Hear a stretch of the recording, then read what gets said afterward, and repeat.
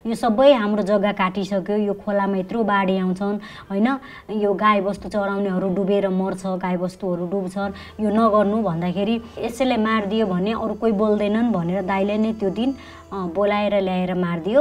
वन जङ्गल छ नि, चुरे क्षेत्र, त्यो लगातार कटानी भइरहेछ, त्यसले पानी पर्दैन।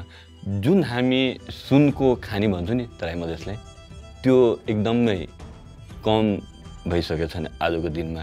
नेपालको टोपोग्राफी पनि त्यस्तै छ हैन, सबैजना चाहिँ अर्बन कम्युनिटिजमा बस्नु हुँदैन। That's why they are indigenous people, because they have their own land हैन, त्यहाँ बस्नुहुन्छ। उहाँहरूलाई त अझै ल्यान्डस्लाइड हैन, सो मेनी लाइक ग्लेसियर आउटबर्स्टहरूले पनि एकदम अफेक्ट गरिरहेको हुन्छ। So it's definitely a clash issue पनि। रोड खन्या छ त्यत्तिकै छोड्या छ। कर्णालीको बेसिन्समा गयो भने तपाईँहरूले त्यो बाटो त्यही बाटोमा गइरहेछ र अनि त्यहाँ मान्छेहरू चाहिँ अब माथिको मान्छेहरू तल बसिरहेछन् जस्ट बिकज त्यहाँनिर रोड पुगेको छ अनि उनीहरूको बिजनेस चलाउन पाइन्छ। तर विदाउट एनी स्टडी, केही पनि स्टडी भएको छैन कसरी चाहिँ त्यो मिटिगेसन गर्ने भन्ने कुराहरू केही पनि भएको छैन।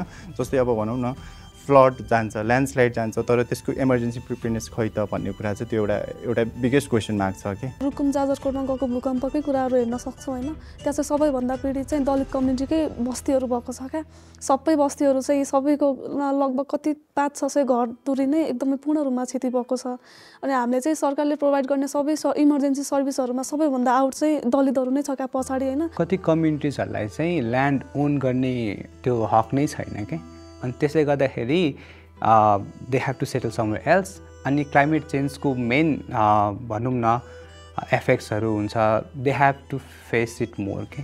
Climate change is not about weather patterns मात्र होइन रहेछ।